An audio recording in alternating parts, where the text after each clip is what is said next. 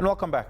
Around 2,000 delegates gathered at the Birchwood Hotel for the party's National General Council, which will review its policies as well as the state of the organization. The SABC's news research editor, Dr. Ronesh Dhawraj, joins us to share some thoughts on key issues unfolding at the gathering. Ronesh, good evening. Thank you so much for your time. Really do appreciate it.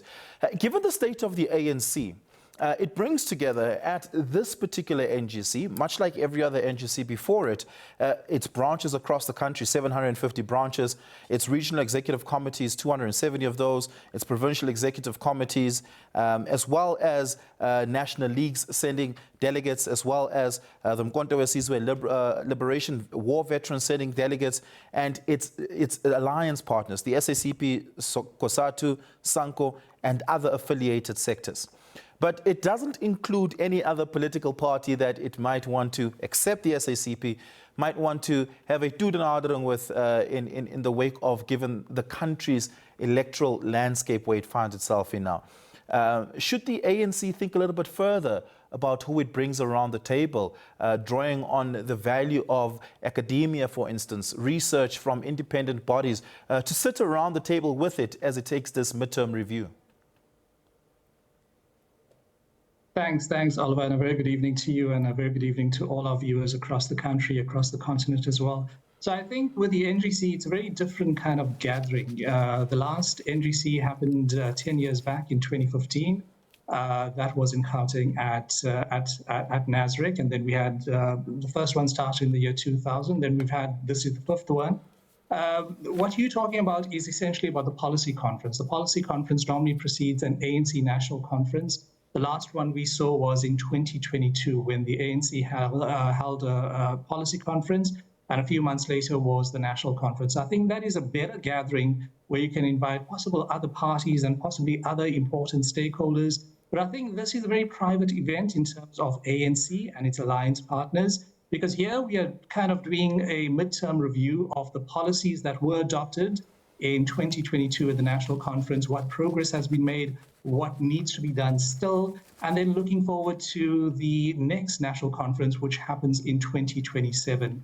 So the policies that are possibly going to be discussed at this forum, between now and Thursday, will, probably and most likely be filtered into what we're going to see at the 2027 national conference. I think it's going to be the 56th national conference of the ANC. So I think this is a gathering, but I think it's more for the ANC just to reflect, to take stock, what went wrong, what did not work. Obviously, we look back at what happened in last year's elections, a huge setback for the ANC. The very first time, the psychological mark, they dipped below the 50% mark. So that has shaken the ANC to its core. For the very first time since democracy, they've entered into something called a government of national unity. Although you cannot compare what we are seeing now after the 2024 general elections to what we had post-1994, the very first election in this country. That was more a loose arrangement, a consensus kind of style arrangement between the ANC, then the New National Party, and then the IFP as well. That was more about power sharing and getting the country back onto, some kind of democratic reform, just to build the country from the bottom up. But just to get back to your question again, the NGC is a very different animal compared to a policy conference and compared to a national conference. A policy conference is better suited for other guests, possibly other parties as well, to be invited. Yeah. Well, the three things that the ANC will be focusing on, one of it does include some level of policy review, at least on the implementation of certain key policies that were adopted at the last elective conference of the ANC and the last policy conference of the ANC. And there seems to have been some level of progress on a number of them, right? For instance, taking Israel to the ICJ was not necessarily discussed at that level, but it certainly would stem from the Freedom Charter of the ANC and building on that sort of principle of the ANC around standing with oppressed people across the world. We've seen, for instance, the implementation of the Bella Act. We've seen some reforms around broad-based black economic empowerment still undertaken, by the way. We've seen a number of policy movements being implemented. In fact, President Cyril Ramaphosa had signed over 10 new bills into acts before the elections, just before the sixth administration came to an end last year. And so a lot of that would have been born out of at least the efforts of the ANC and its parliamentary caucus to bring about. Have they made the sort of progress on their policy priorities that they set for themselves as they take this midterm review? Oliver, I think the ANC has done something very, very well since democracy in this country. I think they have very, very nice policies, but when it comes to actual implementation, that is where the ANC lacks.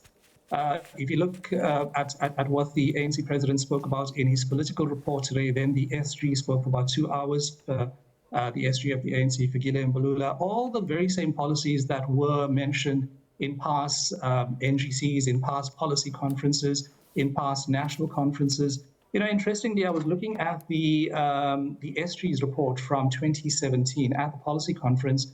It was the SG at the time was Gwede Mantashe, and he came out with something called a diagnostic report, just dissecting what are the problems facing the ANC, what are the issues troubling the ANC. And I promise you, when I had to look at all the issues that the ANC president and the SG Fikile Mbalula actually mentioned today, it was basically a copy and paste, because we're talking about issues such as gatekeeping within the ANC, the mass recruitment versus quality membership. Then the allegation against ANC members, they don't read ANC policies. Then they spoke about money being used to buy votes. They spoke about gatekeeping, ANC cadres not being rooted enough in the community. And this is why national and provincial leaders actually have to come down during by-elections and actually campaign on behalf of those local leaders. Then they also spoke about, the ANC president at the SG spoke about a lack of political consciousness within the ANC membership. This is stimulating divisions and factions within the ANC. There is a lack of discipline. People are running to courts instead of venting their own frustrations within ANC structures, and it is becoming a problem. They also spoke about, ANC cadres, instead of addressing their issues internally, there is a lack of trust amongst cadres, and there is a trust deficit between cadres and leaders within branch levels, from branch level up. Then we go to the RECs and the PECs. So there is a lack of trust between communities and ANC deployees. And then also the ANC president and the SG also touched on this as well. ANC cadres are negative about the ANC. They touched on the issue of social media as well. You know, the landscape has changed. The landscape has changed drastically since 1994, since 2007. Social media has a huge impact, and the conversations that are happening online are not favoring the ANC. And that is the reason we are seeing the kind of assaults on the ANC. And this is why the ANC president, called out on ANC members. And I think they're also going to use the Jan 8 statement in a couple of weeks' time, just to appeal to that ANC membership all around the country, from branch level, at regional level, to provincial level. And I think the issue is going to be the 2026 local government elections, because I seriously think the ANC is in danger. Now we've got other players. We've got the Umkhonto we Sizwe party as well. We've got the EFF. We've got other parties that have entered the electoral landscape. So the ANC is in real danger. They've lost that majority in last year's elections, but I think they're going to do even worse in the 2026 local government elections. Yeah. Dr. Ronesh, thank you so much for your time. Really do appreciate it. Ronesh Dhawraj is the head of research at the SABC.